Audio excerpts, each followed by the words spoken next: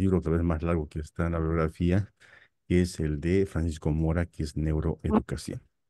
Entonces, si no hay alguna pregunta, algún comentario o aporte, podemos iniciar esta sesión. Les escucho, estimados colegas. Bueno, creo que no. Entonces vamos a ir a ver esto del tema de neuroeducación. Me van a, por favor, confirmar si están viendo mi pantalla, ¿ya?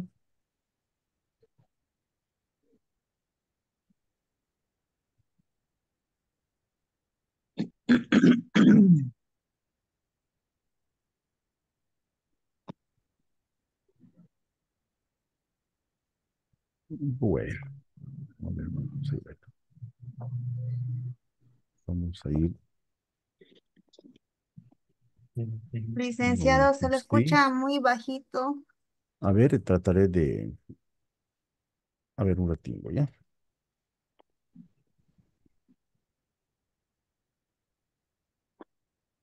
No sé si ahora me están escuchando bien o mejor o no. Hola, sí. Ahora no sé si me están escuchando bien. Por favor, me confirman. Buenas noches, licenciado. Sí, se escucha claro. Bueno, entonces muy bien. Empezamos entonces. Van a disculpar. Vamos a tratar de compartir mm, algunas Sí, cositas, se ¿sí? escucha bien. Bueno, muchas gracias, ¿ya? Entonces vamos a iniciar entonces con esto de la presentación. Un poquito, estoy oxidado en Zoom. Yo uso habitualmente eh, Meet, pero vamos a tratar de recordar, ¿no? No sé si están viendo mi pantalla. Me confirman, por favor. ¿Se ve, licenciado? Bueno, entonces vamos a impartir con este, ¿ya? Están viendo seguramente ya la diapositiva. Entonces, este texto que es de Francisco Mora, que es neuroeducación, además que es una de las disciplinas que está cobrando mucha fuerza últimamente, porque se está entendiendo que el aprendizaje del niño y por supuesto la enseñanza que vamos a dar los maestros va a depender mucho también de la situación sensorial y en este caso del cerebro en su conjunto para estar predispuesto a que reciba las enseñanzas, ¿no? Entonces aquí vamos a desechar algunos tabús que habían sobre estudiantes que no pueden aprender, pero en todo caso vamos adelantando poco a poco. Entonces vamos a ir con el capítulo uno. Este libro es muy amplio y empieza con lo habitual, ¿no? Contextualizando y preguntando primeramente, el autor dice, ¿qué es neuroeducación? Este libro se escrito ya hace muchos años, por lo tanto marcaba el inicio de algo que era el boom en ese momento, ¿no? La pregunta era evidente, ¿qué es neuroeducación?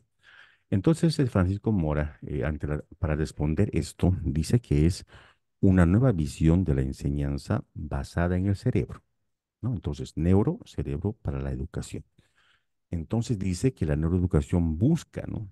Busca encontrar ventajas de los conocimientos para que sepamos cómo funciona el cerebro, pero no solamente como un ente para poder calificar al niño como inteligente o no inteligente, sino encontrar cómo funciona el cerebro integrado a la psicología, también a la sociología y por supuesto a la medicina, porque si ustedes ya están estudiando, tenemos pues, ¿no? La población de educación especial y muchos de ellos van a estar afectados seguramente por un accidente, por un golpe que tuvieron en el cerebro y causó ciertas consecuencias.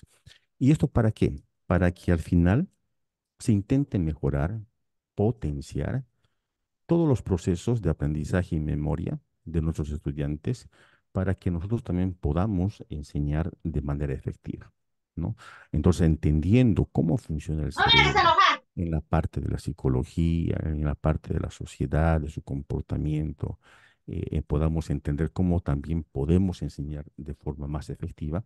Y por supuesto, aquí va a validarse mucho la comprensión que tengamos hacia estos aspectos que los estudiantes van a presentar en el proceso pedagógico. Entonces, este concepto que da neuroeducación también nos dice que son herramientas, ¿no? ¿Qué herramientas nos puede dar la neuroeducación si lo tomamos en serio en nuestra práctica docente? Dice que nos va a servir para enseñar de forma más eficiente en todo el marco o arco que dice él que entendemos como enseñanza, ya sea general o especializada. Entonces, en todo el contexto de enseñanza, dice que nos puede ayudar a enseñar más eficientemente.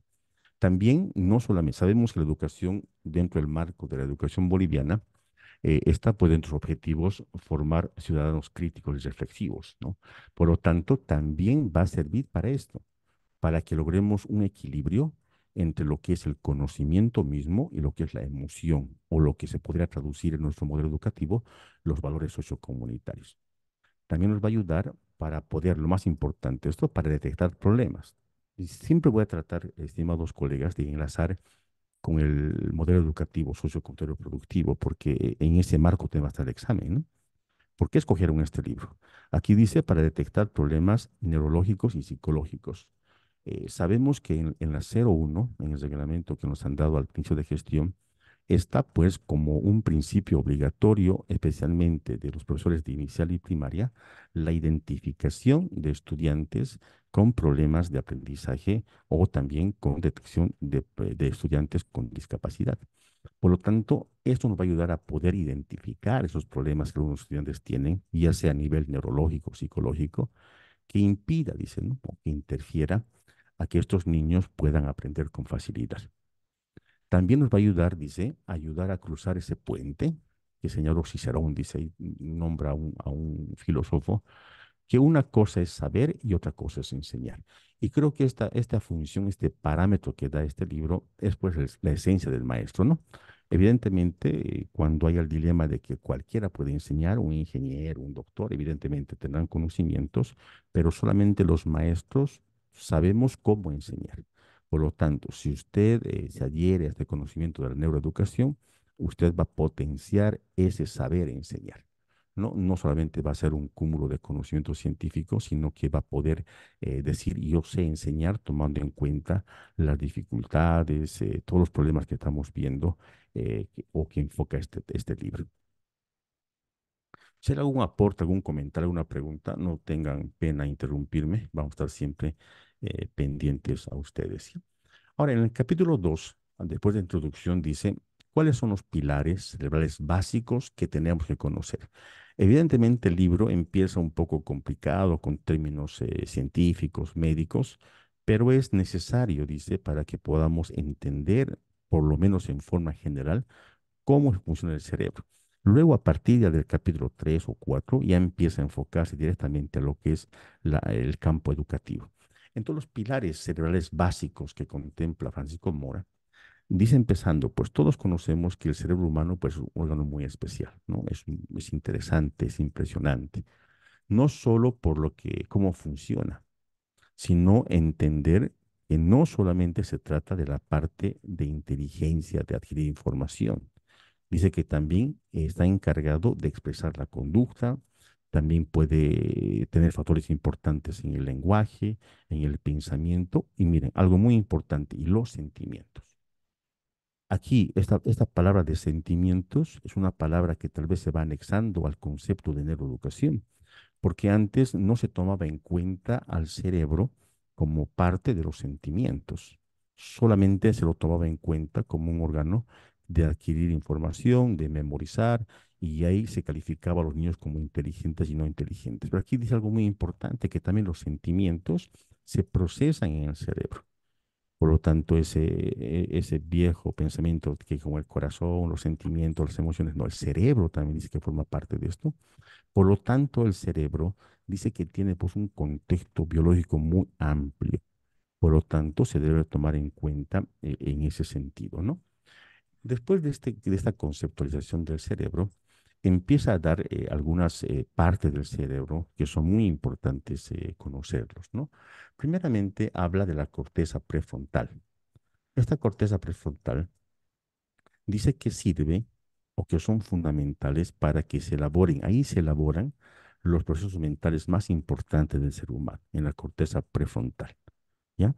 Entonces, en esta corteza prefrontal, ¿qué es lo que sucede? Del pensamiento racional se va al simbólico, también la corteza prefrontal nos ayuda a tomar decisiones y también está en los valores, las normas y la ética. Entonces, en esta corteza prefrontal se va a concentrar todo lo básico para el desarrollo de las personas, ¿no? Desde el pensamiento racional, de resolver problemas matemáticos, de poder hablar, de poder exponer, de poder entender, de poder leer, etcétera. Y sobre todo va a tomar en cuenta, a partir del conocimiento, la toma de decisiones, pero siempre en el marco, como dijimos hace un momento, está a cargo de los sentimientos, por lo tanto también va a influir en cómo va a expresar sus conocimientos, cómo va a tener el valor ético de expresarlos o de hacerlos, de realizarlos. Por lo tanto, la ética también forma parte de esta corteza prefrontal. Ahora, ¿cómo es el desarrollo del cerebro desde el nacimiento? Muchas veces se ha pensado, pues, ¿no?, que el aprendizaje empieza desde que el niño nace, o en peor de los casos se ha pensado que el niño aprende desde los 5 o 6 años recién. Pero aquí dice que el desarrollo del cerebro dice que ya empieza 16 días tras la fecundación. Entonces, cuando ni siquiera está formado muy bien el efecto y ya empieza la formación primeramente del cerebro, 16 días, miren, interesante el dato después de la fecundación. Entonces, hay un periodo llamado fetal temprano y fetal tardío, que son términos médicos del desarrollo del bebé, que en este tiempo dice que pues sucede el proceso increíble y activo donde se va reorganizando, se va formando la parte neuronal de la corteza cerebral. Las neuronas es la palabra importante que hay que acordarnos para que entendamos qué es el cerebro en todo caso. Luego, en la etapa postnatal, en temprana, en la infancia, dice que aquí sigue produciéndose, pero ya hay una sobreproducción de circuitos neuronales. ¿Y por qué es importante que el maestro conozca esto? Para que entendamos que a partir, ¿no?, de la fecundación, ya el niño va aprendiendo. Esta sobreproducción de circuitos neuronales de estructura del cerebro va a depender de cuánto estímulo sensorial adquiere ese niño para que sea, pues, excelente, ¿no?, la producción de estas neuronas. Ahora, en la etapa del nacimiento, hasta los 2 años, dice que hay un progresivo enriquecimiento del árbol dendrítico. ¿Qué sale la palabra dendrítico? Es las ramas de las neuronas que se van agarrando unos a otros, se van conectando, y eso va a depender la rapidez de la transmisión de la información. Cuando hay alguna enfermedad o algún golpe en el cerebro, algún tipo de discapacidad, en algunos casos, esta parte del árbol dendrítico son pues rupturas en algunas neuronas, por lo tanto la información no va de un lugar a otro como debería ser, y ahí se ocurre la normalidad o la discapacidad que se puede presentar. Entonces, en esta etapa del nacimiento a los 2 años, las neuronas se van organizando, pero también se van juntando, se van enlazando unos con otros, y de eso va a depender la capacidad o rapidez de información que pueda adquirir ese niño o ese niño. Luego, de los 2 a los 4 meses, dice que hay una sinaptogénesis progresiva y rápida. Cuando hablamos de sinapsis, que es la unión de sinapsis y génesis, el principio de la sinapsis en todo caso, dice que es la región de comunicación entre células con otras células. Si bien la parte dendrítica es neurona con neurona, aquí ya cuando está más evolucionado el cerebro ya es célula con célula. Entonces, aquí también va a ser importante esta época para poder contemplarlo, para que aquí se desarrolle la corteza visual, y dice que esto va a alcanzar su máxima expresión hasta los 8 meses. Ahora, la corteza prefrontal que hemos hablado en este caso, dice que ahí se va formando toda la riqueza sináptica, ¿no? Y luego sigue, dicen, progresión, pero ya es más lentamente hasta los 7 años. Vale decir que desde el nacimiento hasta que se llegue a los 6, 5 años, ese cerebro del niño pues está en constante formación. Y de ese espacio va a depender todo el proceso de una buena formación del cerebro. Es por eso que la 001 de todos los años manda, ¿no?, a que es importante hacer la detección temprana. ¿Para qué? Para que se pueda ayudar, porque ya saben que en ese tiempo es la edad adecuada para poder fortalecer, o para, si es talento extraordinario, o para poder ayudarles, ya sea médicamente o ya sea con algún tipo de profesionales si este niño no tuvo un buen desarrollo en este tiempo de vida. Ahora, el sistema límbico, aquí va a entrar la parte importante de lo que habla todo este libro, ¿no? Cuando habla del sistema límbico, dice que tiene su maduración entre los 4 y los 7 años. Vamos a ver luego más adelante por qué es importante ese sistema límbico. Dice que también es un cerebro dentro del cerebro mismo. Luego vamos a ampliar. Y el hipocampo, ¿no? El hipocampo, que es la estructura, dice, fundamental de todos los procesos de la memoria. Y sabemos que un estudiante, pues sin memoria, va a tener dificultades. Por lo tanto, el hipocampo es el sector que va a ser responsable de que haya una buena memorización de la información. Entonces, dice que es idéntica del adulto. Miren, qué tan importante, ¿no? Eso significa que el niño, si recibe de buena manera la información, puede aprenderlo, pues, como si fuera a un adulto. Pero tenemos que tener en cuenta las estrategias y las formas de cómo poder transmitir esa fortaleza en estos niños. Entonces, para poder resumir, Francisco Mora dice que tenemos que dejar de pensar que el cerebro o el niño aprende solamente una edad requerida o una escuela solamente, sino dice que tras el nacimiento el cerebro es un continuum, dice, o sea, una continuidad de actividad que si bien va a importar la parte genética, ¿no? Del padre y de la madre, pero dice que va a ser mucho más importante su relación que tenga este niño con el mundo sensorial y emocional que los rodea. Entonces, no solamente va a depender de qué padres, ¿no? O mis hijos, o el hijo de él es inteligente, porque su papá también era inteligente. Si bien va a tener un porcentaje de razón, pero aquí dice que va a ser más importante que ese niño esté en una buena relación con el mundo sensorial, con los sonidos, con los olores, con el tacto, con lo que pasa en su contexto y sobre todo con la parte emocional, el buen trato, los sentimientos, la protección, el amor, el cariño que se le pueda dar a ese niño.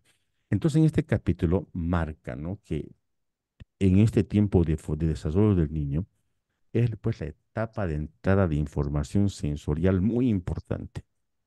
Por lo tanto, si va a ser una buena información, una buena cantidad de información sensorial y emocional, entonces está garantizando de cierta manera que el hipocampo, el sistema límbico y la corteza prefrontal se vayan desarrollando de gran manera. Vamos al otro capítulo entonces. El capítulo, bueno, seguimos el mismo capítulo. Aquí este autor da un pequeño esquema de cómo se va formando el cerebro y hace una referencia de una fábrica de automóviles. Y aquí dice que el desarrollo cerebral se produce de una forma asincrónica. Este término lo conocemos bien, ¿no? Cuando le llamamos virtual, sincrónica, cuando estábamos en contacto con el estudiante mediante una plataforma o un Zoom, y asincrónica cuando se delegaba, ¿no? Entonces el cerebro dice que también no hace falta que estemos pendientes de qué es lo que pasa en el cerebro, sino que también lo puede hacer en forma sincrónica, porque el cerebro va a actuar de manera tal vez independiente, si vale el término, a lo que podamos hacer nosotros en el exterior. Entonces, cuando hablamos de este desarrollo, dice que se asemeja, ¿no? A lo que es una fabricación de un auto. Y aquí habla de un término que llama ventanas. Las ventanas sabemos que se abren y se cierran. Ese es el método que utiliza él, ¿no? Hay ventanas en el cerebro que solamente van a estar abiertos en un determinado tiempo. Y cuando se cierren, va a haber problemas en el cerebro porque en ese momento exacto que tuviera que haber sido esa información, no lo han hecho y de ahí vienen los problemas de aprendizaje y algunos temas que ya conocemos. Entonces, cuando hablamos de ventanas, estamos hablando de ese momento determinado que se abren y es necesario que en ese momento específico se dé por la información del entorno, ya sea sensorial, motora, familiar, social, emocional. Y por eso también, si usted ha analizado los programas de inicial y primaria, tienen sus propias estrategias de acuerdo a la edad, ¿no? En inicial, bueno, con las disculpas del caso, ¿no? Algunos profesores de inicial se empeñan, ¿no?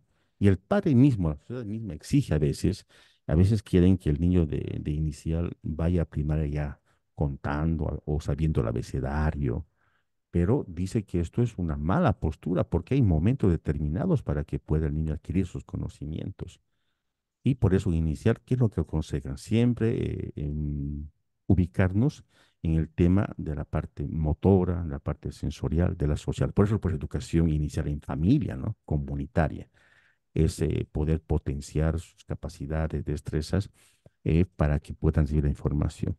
Entonces dice que no va a ser óptimo cuando estas ventanas abiertas se cierran y dan apertura a otras. Ya pasó su momento de aprender una cosa y si no se aprovechó, si el maestro, el padre no conoce este momento y va a dejar que se cierre, va a tener dificultades entonces en ciertos parámetros, ¿no?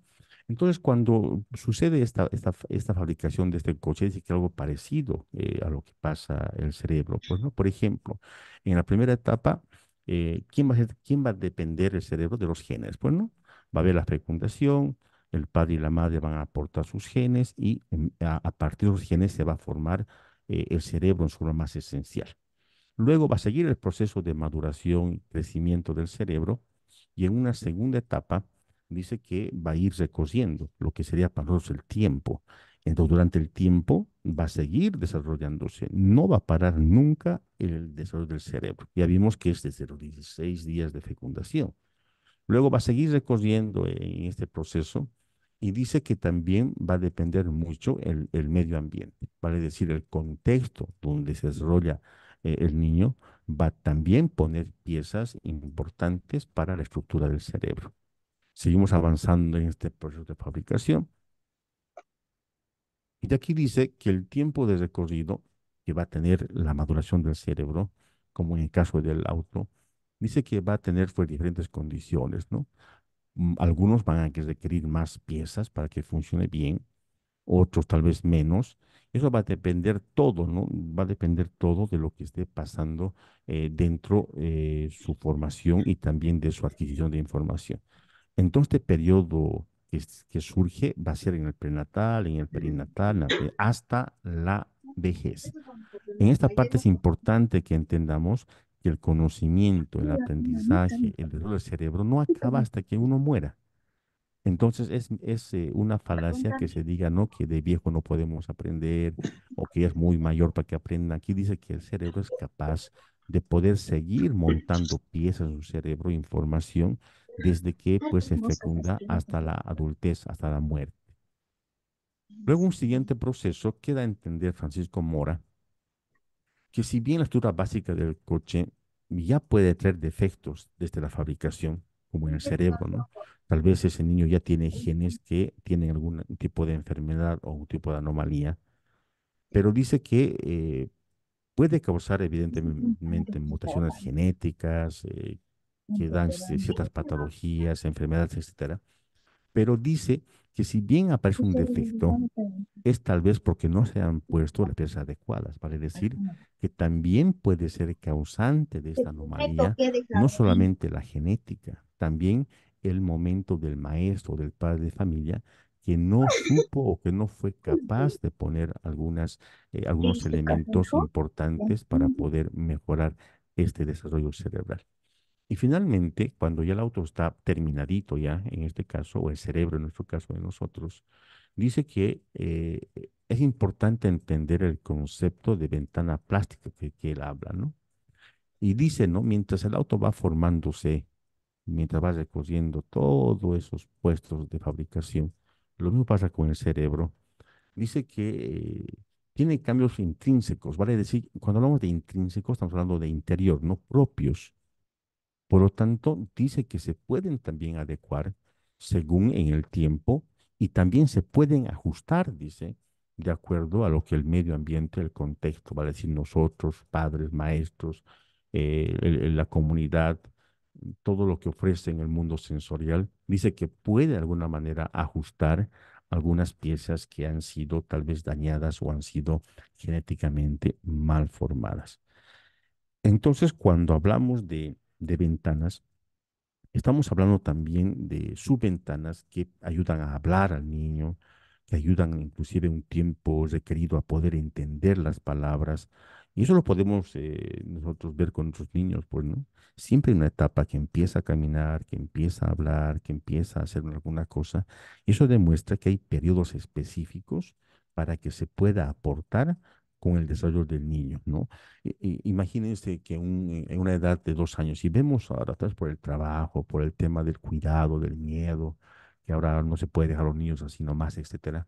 Imagínense que un niño de 3 años, el padre lo tenga sentadito. No hables, no te vas a mover de aquí, no hurgues tierra, no juegues. Esos simples parámetros están cerrando ventanas porque en ese tiempo el niño tal vez necesita jugar, necesita hablar, necesita expandir su mundo sensorial y hay factores externos que están impidiendo esto y eso se refiere Francisco Mora en esto, ¿no? Cuando hay ventanas que se abren son en cierto tiempo y sería ideal que el padre o el maestro aproveche estas ventanas abiertas para que puedan tal vez arreglar algunas piezas del cerebro, fortalecer algunas piezas del cerebro para que luego este niño no tenga problemas en todo su aprendizaje. Ese es el concepto entonces de las ventanas plásticas que él dice en este capítulo. Seguimos ampliando este tema de ventanas plásticas, ¿no? Dice que hay varias ventanas, las del lenguaje, de la visión, las microventanas también hay ventanas de la pubertad y también está la ventana de la corteza prefrontal. Cuando hablamos de ventanas del lenguaje, dice Francisco Mora, parece que el habla no es algo con lo que se nace, dice, ¿no? A veces nosotros creemos que el niño aprende a hablar porque sí, ¿no? Ya es su tiempo de hablar, decimos, ¿no? O nos preocupamos algunas veces porque no está hablando, si ya tiene casi un año y nos preocupamos. Dice él que ha habido un experimento o él plantea un pensamiento. Imagínense, dice, un niño cae en la selva y nadie le recupera y no tiene contacto humano alguno. La pregunta es, ¿ese niño va a hablar? ¿Verdad que no? Entonces dice él, entonces no se, el habla no es algo con lo que se nace. Dice, se nace con la potencialidad de hablar, que es otra cosa. Porque tenemos la lengua, tenemos nuestras cuerdas vocales, nacemos con la potencialidad de hablar, pero solo el aprendizaje en un tiempo determinado, cuando la ventana se abre de esto, va a hacer que eso se convierta en realidad. Por lo tanto, el contexto, los padres, la familia, la comunidad, si toma en cuenta este parámetro, va a fortalecer y así el estudiante va a poder hablar con mucha más soltura el niño y la niña. No, pero aquel niño que tal vez está solo en casa, que no hay quien lo cuide o lo cuida una señora y solamente le da de comer, no le da el afecto, no le hace repetir palabras, cuando quiere preguntar qué es, con la manito no le dicen es esto tal, no hay una potenciación. Por mucho que el niño aprenda solamente por imitación, va a tener problemas no solamente de lenguaje, también de comprensión del lenguaje, seguramente más adelante, ¿no? Porque cuando hablamos del lenguaje, no solamente hablamos de la parte repetitiva, ¿no? Estamos hablando de la parte semántica, de la sintaxis que tiene el lenguaje, por lo tanto es algo muy complejo que necesita este niño y niña en el futuro para poder entender, comprender lo que habla, lo que lee y lo que escucha. Y seguramente va a haber problemas en ese sentido, ¿no? Y usted seguramente tiene problemas con niños y niñas así, ¿no? Que a pesar de que usted le explica una y dos veces, a veces el niño no entiende el mensaje, no logra poder enlazar las ideas y se confunde. Entonces puede ser que ese niño en el momento determinado no ha sido apoyado en esa ventana, ¿no? También hay ventanas de la visión, dice, ¿no? La adquisición de diferentes objetos como el color, la forma, el movimiento, también dice que se adquiere en forma temporal diferente. Entonces el niño, mientras a más colores de más vea las cosas, las formas, también estamos apoyando indirectamente a la ventana de la visión. Cuando habla de microventanas, si bien algunas cosas que son esenciales, ¿no? Como la visión y el habla, pero dice que hay microventanas que increíblemente solamente se abren, dice, por horas o inclusive por días, pero también son importantes para la conformación de esos microcircuitos que hay en el colegio. Entonces la pregunta es, ¿podría ayudar estos conocimientos que vamos a adquirir nosotros en este libro de neuroeducación para la enseñanza? Vemos que sí, ¿no? Si somos atentos para determinar en qué tiempo, en qué momento ese niño está predispuesto a ser fortalecido, ya sea en su mundo sensorial o en la adquisición de información, tendríamos que adquirirlo, ¿no? Tendríamos que aprovecharlo. Cuando están en la pubertad, también existen ventanas de la pubertad. ¿Cuáles son esas? ¿Lo que va a hacer? Dice que en ese tiempo, sabemos nosotros, ¿no? Que, que cuando son pubertos, están en adolescencia, son mucho más problemáticos, ¿no? Los niños están mucho más exaltados.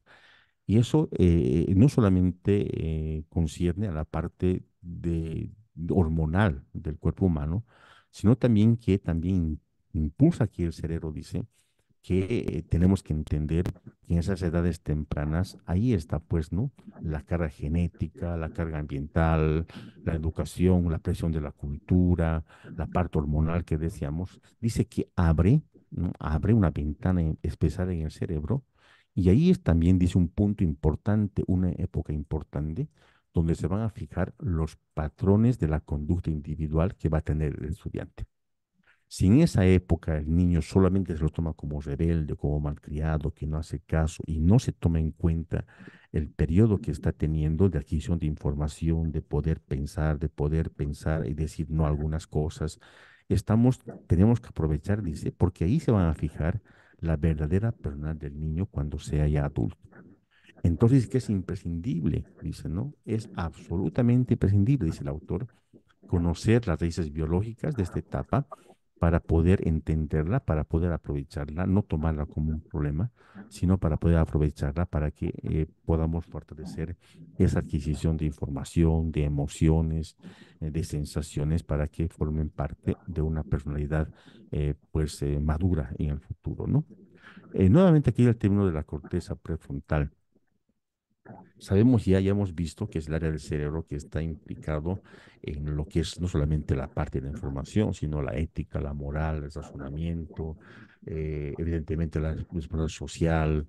Aquí se controlan las emociones, si un niño es impulsivo, no es impulsivo, si es pacífico, si es capaz de poder plantear un proyecto de vida en el futuro, etcétera. Entonces dice que esta parte del cerebro no termina de madurar hasta los 25 y 27 años. Por lo tanto, esta época que tenemos de la corteza prefrontal viene desde el nacimiento hasta los 27 años. Por lo tanto, desde la escuela inicial, primaria, secundaria hasta la universidad, tiene la potestad, tiene la oportunidad, la acción educativa o los maestros de poder aportar a la futura personalidad y al futuro desarrollo del cerebro de este estudiante o de este niño, que en el futuro va a ser un profesional o una parte de la sociedad importante. Y cuando hablamos de cerebro adulto, ¿no? Mm, si bien algunas contradicciones con otros textos que hubo el año pasado, donde decían que no hay hemisferio derecho e izquierdo, un solo cerebro, ¿no? Pero aquí él insiste que si bien se toma como un todo, pero tenemos que diferenciar estas dos partes del cerebro, que es el hemisferio derecho y el hemisferio izquierdo, para poder entender qué parte, en la parte de medicina, si se golpea un lado, aquí está afectando, al otro lado, aquí está afectando. Entonces, cuando hablamos de cerebro adulto, es la continuación del desarrollo. Hemos visto que el cerebro nunca acaba de desarrollarse, pues no, siempre va cambiando, siempre va abriendo ventanas, cerrando ventanas.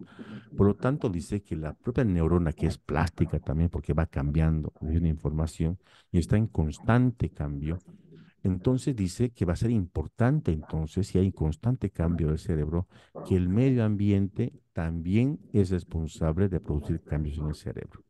Cuando hablamos de medio ambiente, estamos hablando de usted como maestro, maestra, que también forma parte del medio ambiente. Si usted le da buenas cosas, le da buenas lecturas, le da emoción al estudiante, cariño al estudiante para aprender, está siendo usted parte de poder seguir desarrollando esta parte de la corteza o el cerebro adulto que llama aquí, ¿no? Ahora, estamos dividiendo el cerebro en este libro en dos partes, ¿no? El hemisferio derecho y el izquierdo. En el derecho dice que es el hemisferio creador, ¿no? Es holístico, toma en cuenta todo y es global.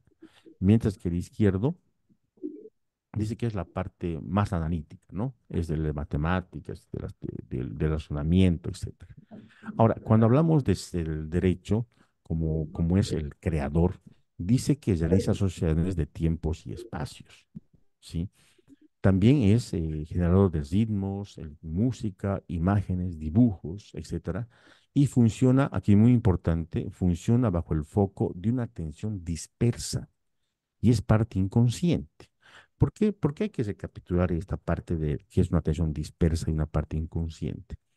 Muchas veces en la escuela, a los niños, por ejemplo, usted me dará la razón, es un proceso de primaria inicial, me parece, cuando el niño está garabateando en su cuaderno y tenía que copiar la A, la E, la I de la pizarra, me imagino, ¿qué hace el maestro o el padre muchas veces en la casa? Le dice, no hagas eso, hace tu tarea, hace la A, la E, y le coartamos de hacer esos garabatos y dibujos. Pero con eso estamos, ¿qué estamos haciendo? Estamos, dice, evitando el desarrollo de este hemisferio derecho. El niño no atiende, se distrae con todo. No, tiene atención dispersa y tal vez su hemisferio derecho es mucho más fortalecido que el izquierdo, pero es creador. Los que componen grandes canciones, los que componen grandes ideas, no lo hacen pues sentado en un escritorio, ¿no? De por sí viene la idea, se pierden ahí viendo algún objeto y les nace una idea, les nace una inspiración y crean. Por lo tanto, dice que el padre, la madre, el maestro, la maestra, tendría que entender que no siempre el niño está ahí desatento o distraído porque es rebelde o es malcriado, sino que tal vez está teniendo procesos mentales tan fuertes que dentro su pensamiento, su distracción, que llamamos nosotros, está creando, ¿no? Y sobre todo sus neuronas, la parte dendrítica que hemos visto, la parte neuronal, está haciendo su trabajo de poder fortalecer ese hemisferio derecho. Cuando hablamos del izquierdo, vimos que la parte analítica, ¿verdad? Que es la parte que hace matemáticas, que hace razonamiento. A diferencia de la atención dispersa, tiene pues una atención focalizada y consciente, ¿no? Si el niño quiere hacer la suma de 2 más 2, tiene que tener pues una concentración y saber qué es lo que está haciendo, cómo tiene que contar, cómo tiene que ser la suma. Pero en ambos casos, ya tenga atención focalizada el niño o ya tenga una atención dispersa, dice que en ambos casos el cerebro sigue desarrollándose. Pero aquí dice algo muy importante. Entre ambos hemisferios, dice que hay un intercambio de información continua y constante. No quiere decir esto entonces que solamente tenemos que apoyar el hemisferio izquierdo, el derecho como maestro, sino el conjunto del cerebro, porque ambos dependen a su manera del desarrollo de su propio cerebro, ¿no? Entonces, un tema muy importante que hay que tomar en cuenta.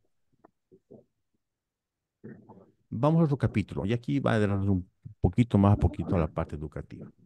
Aquí está tal vez la parte central donde se va a redirigir el concepto de este libro.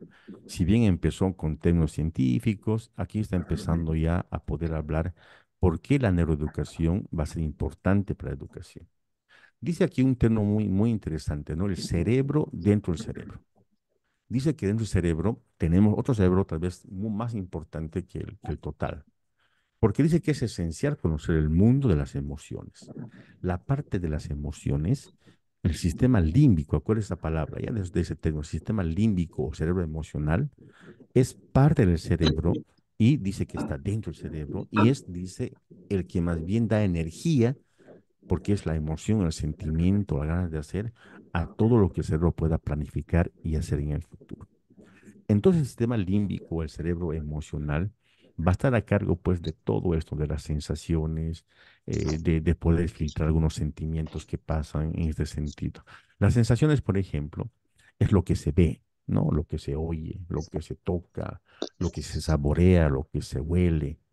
No tiene ningún significado emocional en las áreas sensoriales específicas de la corteza cerebral, pero se siente, ¿no? Eso es muy importante, ¿no? El cerebro, usted por eso alguna vez cuando piensa en un limón, de por sí su cerebro manda la información y sus glándulas salivales ya están funcionando, ¿no?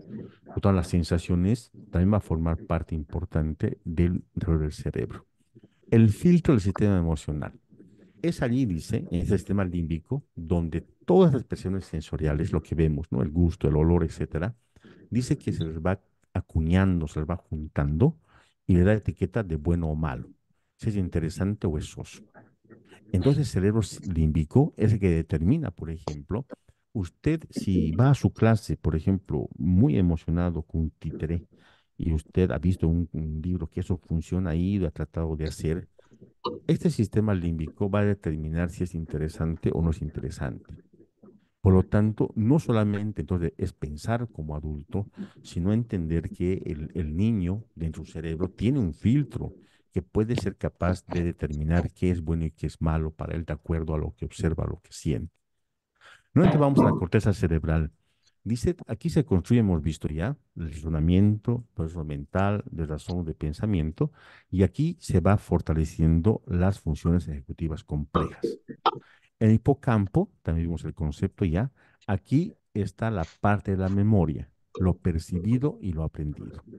Entonces, ¿qué quiere dar a entender Francisco Mora en este capítulo?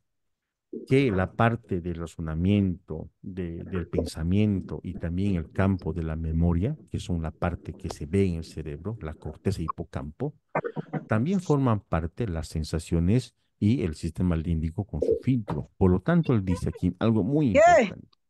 El maestro, la maestra, tiene que entender que el cerebro Un no rato. solamente va a depender de su aprendizaje. Dice que la cognición es muy importante, pero también la emoción, los sentimientos. Por lo tanto, dice, si usted es maestro, tiene que entender que la cognición y la emoción es un binomio indisoluble, no se pueden separar, porque tenemos que entender que no hay razón sin emoción. Usted puede entenderme con este ejemplo. Cuando usted va a una clase y va con ganas, usted, vamos a hacer esto chicos y les muestra algunos dibujos o va a una película o vamos a ir a la cancha, ¿qué pasa? El niño se emociona, empieza a alegrarse y esa emoción, ¿qué le da a usted la oportunidad? Para que la atienda más, para que pueda crear muchas actividades. Por lo tanto, la emoción sin la razón o la razón sin emoción, difícilmente va a conseguirse una enseñanza o un aprendizaje. Por lo tanto, esta pregunta de examen entró a un año, esta pregunta de neuroeducación. La cognición y la emoción es un binomio que no se puede separar en el tema de enseñanza y aprendizaje. Entonces dice que es un binomio cardinal para entender la verdadera esencia de lo que es enseñar y aprender. Aquí te está diciendo entonces, no importa lo que sabes, tus estrategias, tus instrumentos, tus títeres, sino también importa cuánta emoción le coloques a tu trabajo y lo más importante, cuánta Mío, emoción mío, puedas mío, despertar mío, en mío, los que están escuchándote, en los que están aprendiendo contigo. Entonces, esa es la parte donde va ya iniciando el libro, en la parte educativa, tomando en cuenta sus parámetros, ¿no? La cognición, la parte de la memoria, que es el hipocampo, a partir del razonamiento, del pensamiento que hace la corteza cerebral. También es importante el sistema límbico, la parte de las emociones, de los sentimientos, para que haya un verdadero proceso educativo y también poder comprender qué es lo que está pasando en el cerebro de un niño o niña. ¿Sí? ¿Alguna pregunta hasta aquí, coleguitas? ¿Algo tal vez que quieran aportar? ¿Algo que quieran preguntar tal vez? Estamos prestos a escucharles.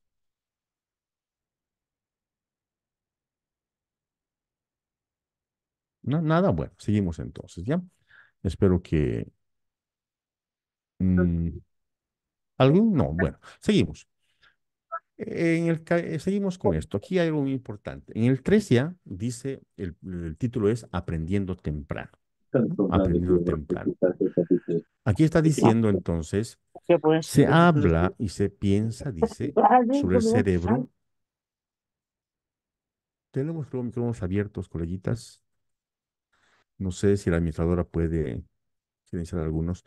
Gracias. Se piensa, dice, que el cerebro, y por mucho tiempo también hemos pensado nosotros, que es un órgano que trabaja, piensa y decide solo, pues, ¿no?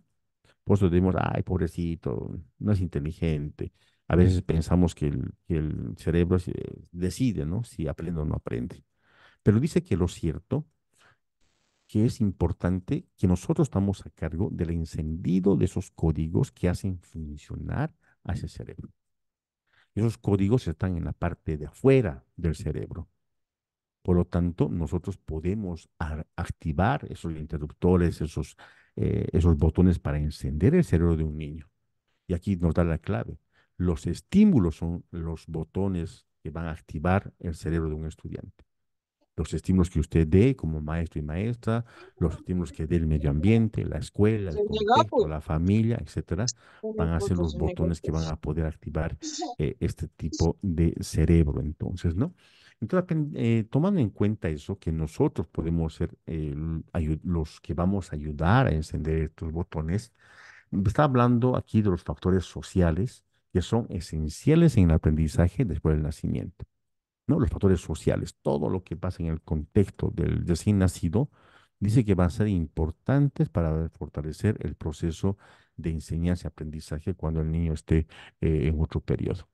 Entonces, habilidades, ¿no? Que son parte importante, que van a ser utilizados tanto en el colegio, en lo que es el aprendizaje. Y habilidades, ¿quiénes los van a despertar? ¿Quiénes los van a fortalecer? Dice que es el factor social o el medio ambiente. Aquí da algunos ejemplos, ¿no? La imitación. El niño, usted ha visto, si todos tienen hijos, tuvieron hijos pequeños, y han visto que los niños imitan, pues, ¿no? Si ven al niño agarrar un celular, el niño hace la demanda de ponerse la manito al oído para poder escuchar. Siempre está en ese proceso de imitar, ¿no? Y eso lo sabemos todos. Entonces, la imitación dice que es un factor importante donde el niño aprende del contexto. Entonces va a ser muy importante en este contexto de imitación que el niño pues sienta seguridad con sus padres, con sus maestros o con los que estén a su alrededor. Entonces, la fuente máxima, si entendemos nosotros, de supervivencia, son los padres. De por sí el niño sin sus padres empieza a llorar. Por lo tanto, cuando hablamos de imitación, quiere decir que si ellos piensan o sienten que su papá es el todo, van a empezar a imitar todo lo que sus papás hacen porque lo hacen como suyo. Entonces, a partir de la imitación, ellos van a poder también encontrar nuevas formas de solucionar problemas, inclusive. Entonces, la imitación, según Francisco Mora, es una capacidad emocional innata. Vale decir que todos nacemos con esa capacidad de imitar algo. Movimientos, gestos, sonidos. Es una capacidad innata con la que nacemos. Por lo tanto, al ser innata, al ser parte de mi proceso cerebral, dice que tiene un valor enorme en el proceso de aprendizaje, pues lo acelera, lo hace un tiempo más corto y además multiplica las oportunidades de aprender. Pues muy importante, ¿no? En los periodos iniciales de educación, el teatro, poder hacer juego de roles, leer cuentos, etcétera, porque ellos van a imitar ciertos aspectos que están viendo y eso va a poder abrir a nuevos conocimientos también, ¿no? Otro punto importante para poder activar este aprendizaje es la atención compartida, dice, ¿no? Aquí pone un ejemplito en este texto, dice, a ver, imagínese que hay dos personas mirando un mismo objeto, ¿no? De por sí usted hace que es muy interesante ese objeto. ¿Qué va a pasar con el que está al lado? Lo va a ver a usted viendo tan fijamente ese objeto que él también va a tratar de encontrar qué es lo que usted está viendo. Entonces, al no encontrar qué es lo que está viendo usted, ¿no? O la otra persona, dice que se va a crear una base importante para la comunicación. En otras palabras, está despertando la curiosidad. ¿No? Cuando usted está dando atención a algo, usted está contagiando de esa atención que usted está colocando algo para que se empiece a hablar de algo. ¿Qué estás viendo? ¿Qué tan atento estás mirando? Aunque no lo diga, pero ya lo está pensando y de por sí se logra la atención. Por lo tanto, hacer eso en la escuela, hacer que la atención que usted tenga ante un objeto que quiere enseñar, ante una planta que quiere mostrar en su clase, si usted no contagia esa atención que debiera colocar al plantita, difícilmente va a compartir, dice, eso con el estudiante.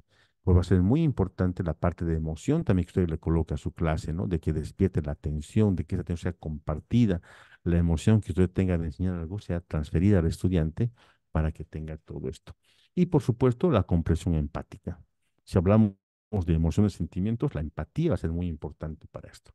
Por dice Francisco Mora que es la capacidad de sentir emociones y sentimientos va a ser muy importante en el proceso de maduración del cerebro.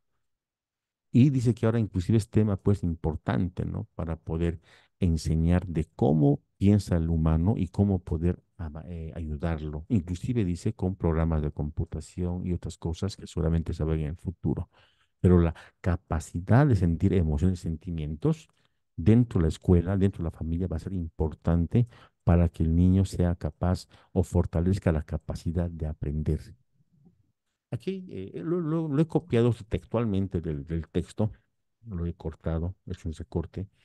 Y aquí hay algo muy importante para que entendamos este aprender temprano. Dice, hay maestros que tienen larga experiencia y por supuesto son muy conocedores de todo, conocen todo, saben muy bien su materia, saben muy bien lo que tienen que dictar en sus clases. No, pero dice que por algún motivo se ve que fallan sus enseñanzas. ¿Por qué? Por falta de empatía y habilidades de comunicación social. Aquí el maestro que va, silencio, cállense, no hagan, se da la vuelta y empieza a escribir todo la pizarra de manera tan increíble, pero que no está logrando que el niño pueda aprender. Entonces dice que es por falta de empatía y habilidad de comunicación social. Pero dice que también otros maestros que son nuevitos, que tal vez tengan menos conocimientos que el que hemos visto anteriormente, ellos tienen éxito con sus niños.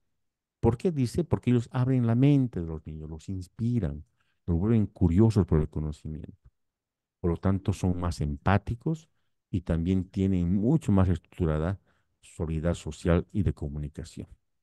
Por lo tanto, dicen que la parte de la empatía, los sentimientos, las emociones, la pasión que coloque el maestro, la familia en enseñar algo al niño, va a ser la verdadera llave para que podamos fortalecer este aprender temprano del cerebro. Entonces, en resumen, dice, todo esto, hablando de la emoción, los sentimientos, sus mecanismos cerebrales, su expresión en la conducta, dice que sigue siendo base esencial. Debemos conocer nosotros esto como si fuera un edificio. Cuando usted hace su casa, cómo es su cimiento, tiene que ser pues sobre piedra, algo que va a durar.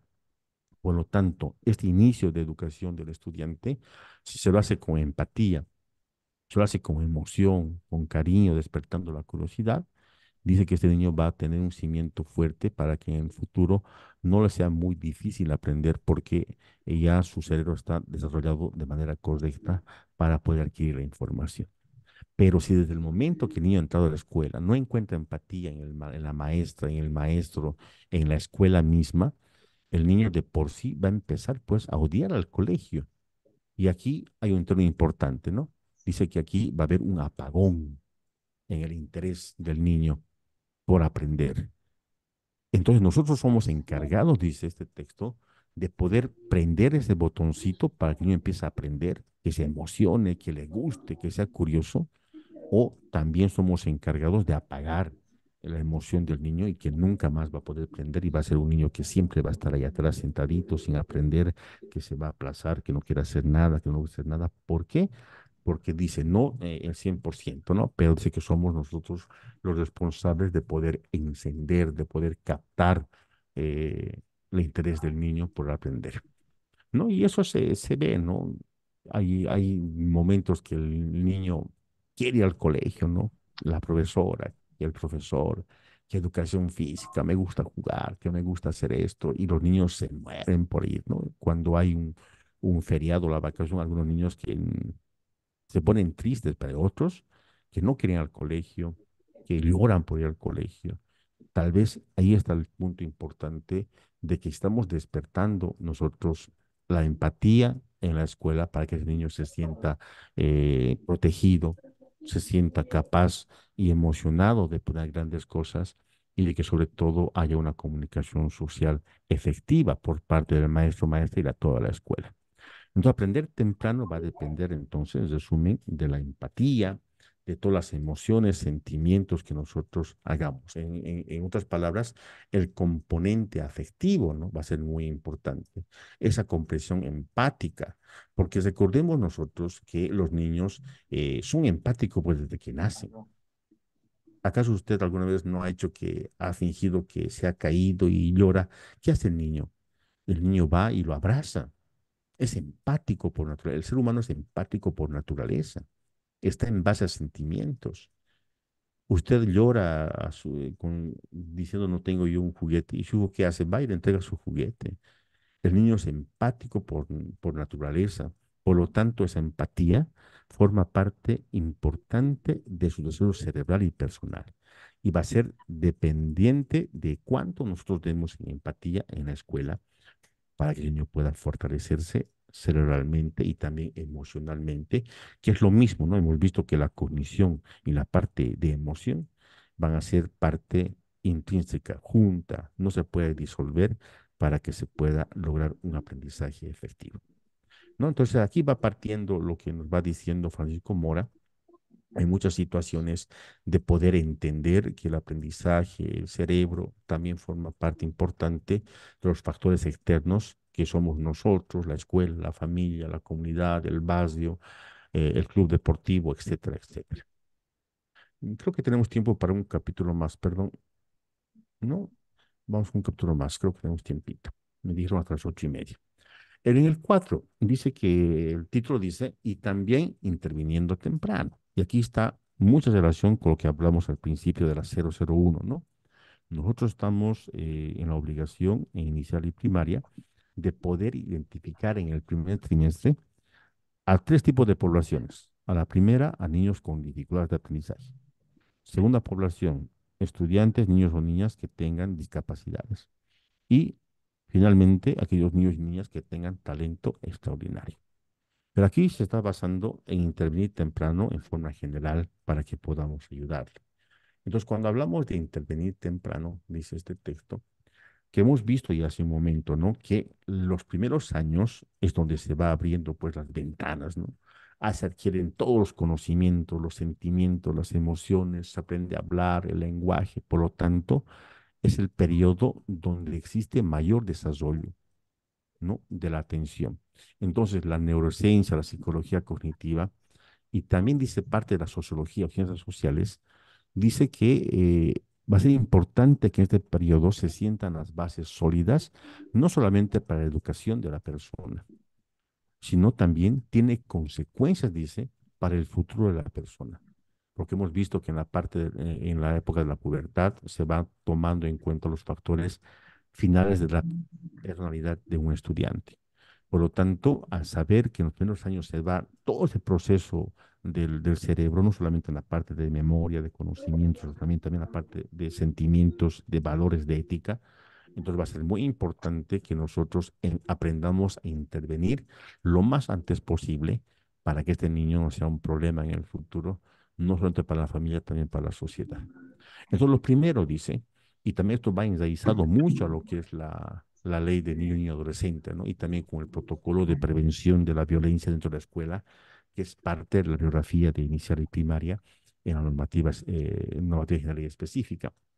Dice aquí un medio estable, estimulante, protector, o sea, en la familia, ¿vale? Sí, también en la escuela, dice que construye el cerebro infantil los pilares sólidos para una enseñanza efectiva, ¿no? Entonces, aquel niño que vive en ese ambiente, de por sí su cerebro está mucho más fortalecido, desarrollado, porque tuvo un buen contexto de información sensorial, protección, cariño, palabras de cariño, etcétera, etcétera.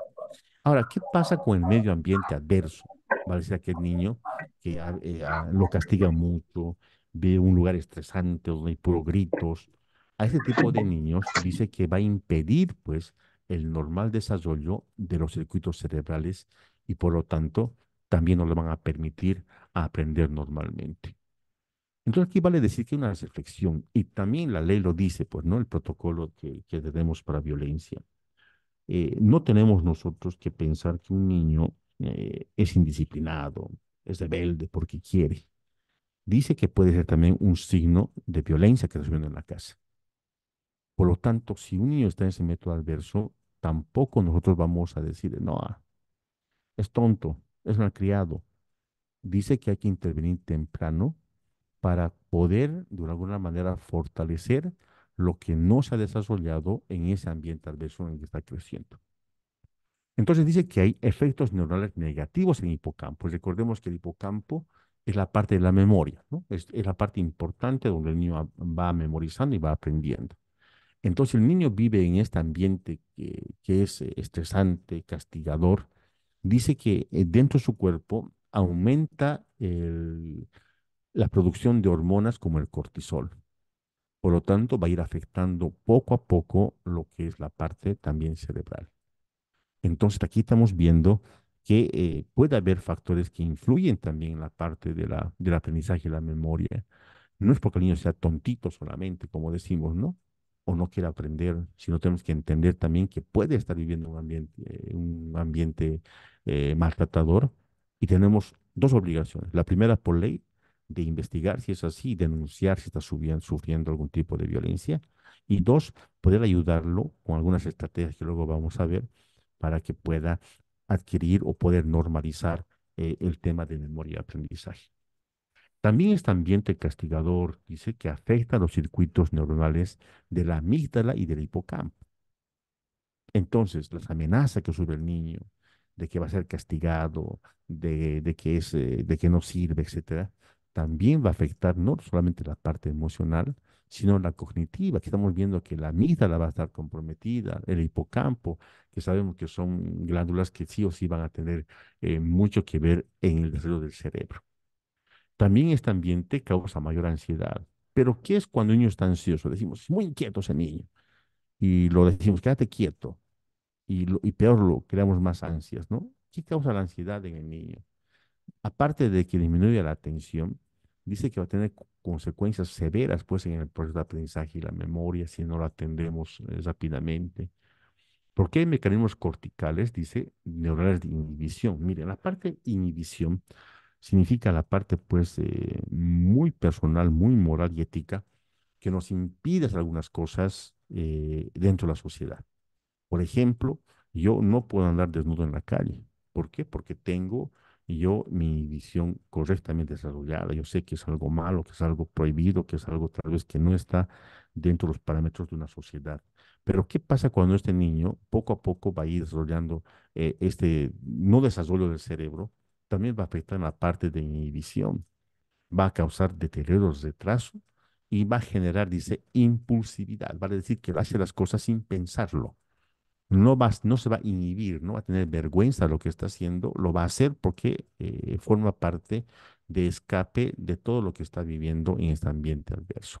Entonces, cuando un niño hace una cosa, tal vez que para nosotros es muy malcriado, muy extraña, si bien podemos ver por qué es, pero puede ser un signo que el niño está haciendo violencia y también puede ser un signo de que nosotros tenemos que rápidamente intervenir y poder tomarlo como tal vez un niño con problemas de aprendizaje o, en el peor de los casos, un niño que esté sufriendo violencia intrafamiliar. Entonces, ante esto, ¿qué hace el maestro? Intervención temprana. La idea central de la neuroeducación dice que es detectar en el niño todos esos problemas, esos déficits que tiene, que creen que puede afectar el aprendizaje. Entonces, si lo va a detectar y va a intervenir, dice, inmediatamente, dice que puede ser que se modifiquen, pueden ser subsanados, pero siempre y cuando sea lo más temprano que se puede. Entonces, si el maestro de inicial, la maestra de primaria, deja de lado esta observación, ¿quién le manda la ley? No, no es cuestión de este texto solamente.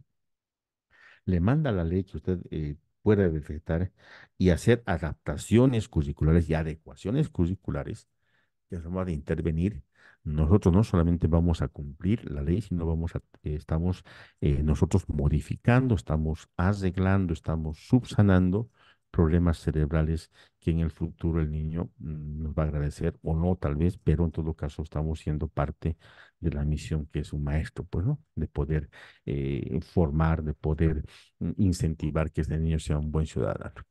Entonces, las intervenciones deben hacerse, dice, si es posible, desde los 4 a 5 años de edad. Dice que ahí es la edad objetiva, la edad ideal para que se pueda hacer intervención y se pueda modificar todos los problemas que está teniendo este niño en el hipocampo, que es la memoria, o en la corteza cerebral, que es el razonamiento, para que el niño no pueda tener problemas de aprendizaje.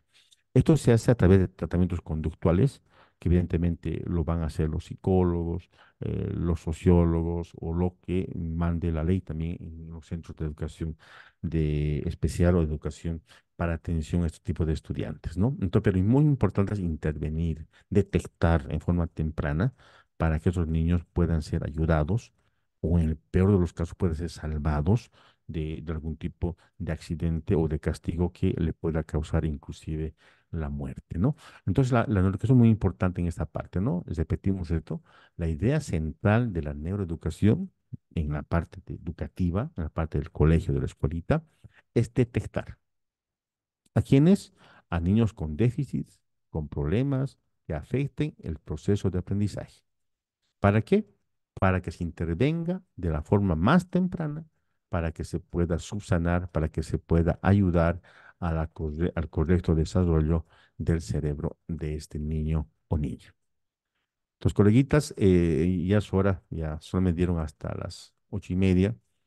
Estos minutitos tal vez vamos a tratar de compartir con ustedes. No sé si tienen alguna pregunta, algún aporte que quieran hacer. Estamos prestos a escucharlo antes que nos despidamos. No me dejen como en educación virtual, ¿no? Nadie habla. No sé si alguna pregunta, alguna duda, algún aporte quieran hacer, porque entre todos podemos aprender también, ¿no? En las exposiciones que hacemos nosotros los facilitadores, no es que todo lo hacemos de memoria, ¿no? A veces hay datos que nos van a algunas exposiciones, o unos datos que sí se vienen a algunas exposiciones, y para eso es bueno las preguntas de ustedes y también la participación, ¿no? Alguien tal vez sabe mucho más de neuroeducación, entonces los aportes también, todos estamos en un proceso de aprendizaje y también de enseñanza. Por lo tanto, sería bueno que este tiempito lo podamos tal vez aplicar para eso. ¿Alguna pregunta, alguna duda, colegas?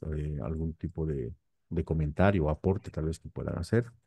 Estamos prestos a escucharles.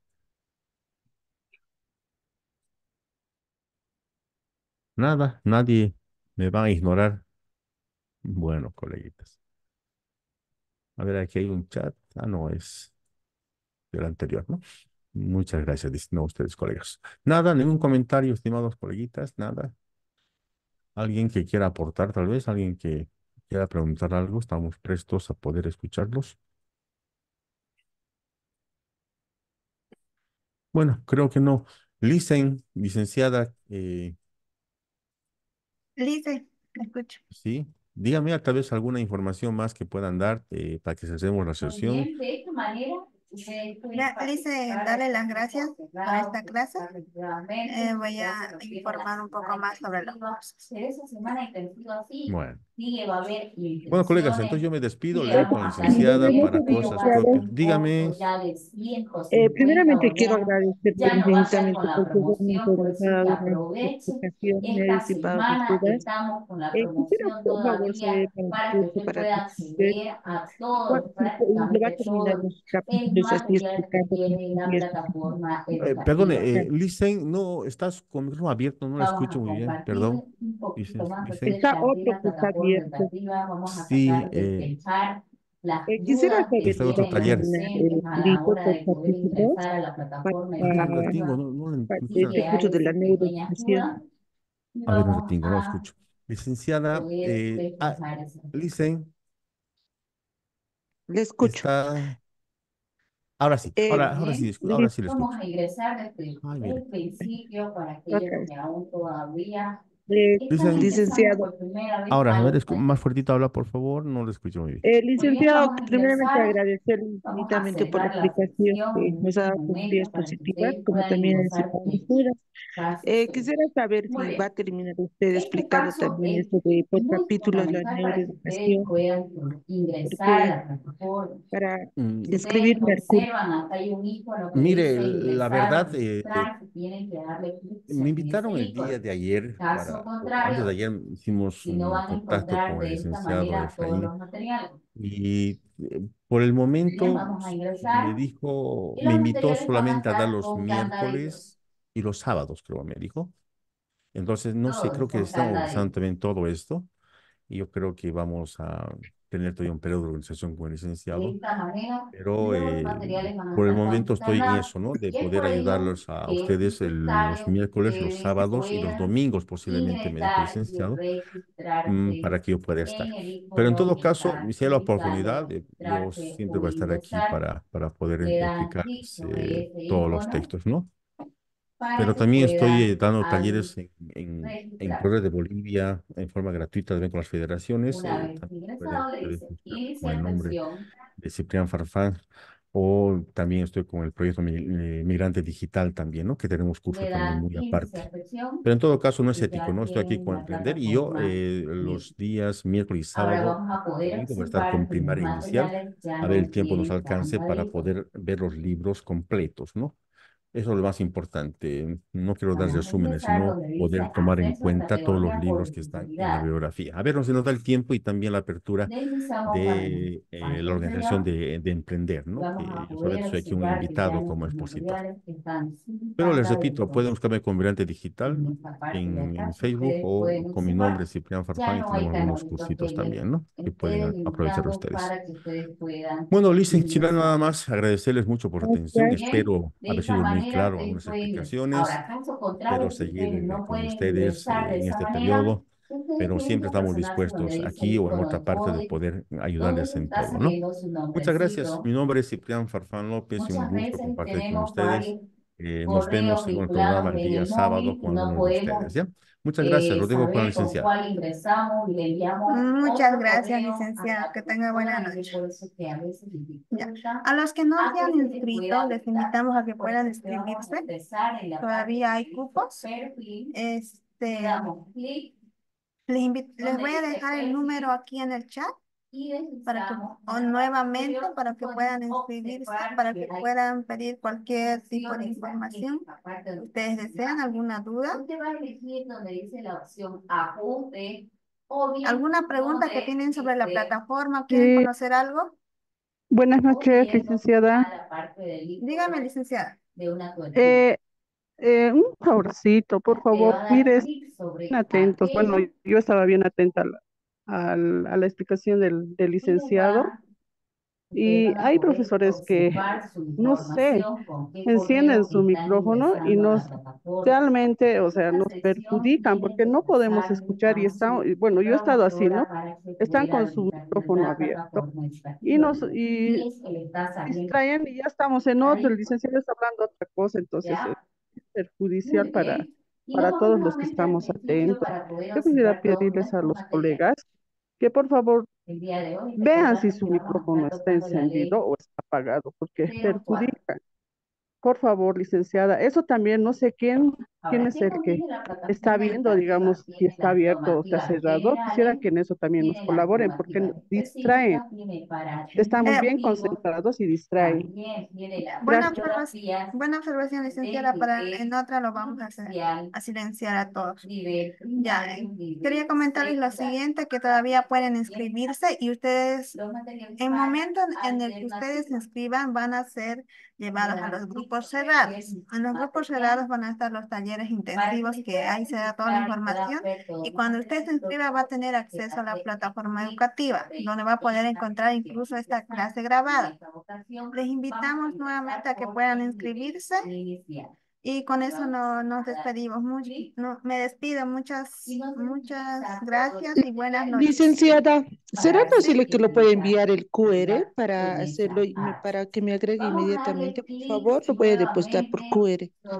Ya, escríbame a este número, licenciada. Le dicto, si no, al 765 ¿Ya? 02 ¿Ya? 818. Ya. Entonces le escribo, licenciada. Ya, está bien. Gracias, muy amable. Hasta luego. A usted. ¿Alguien Hasta más luego. que desea? ¿Alguien más? Ya, con esto nos despedimos. Buenas noches, estimados docentes, que tengan un buen descanso.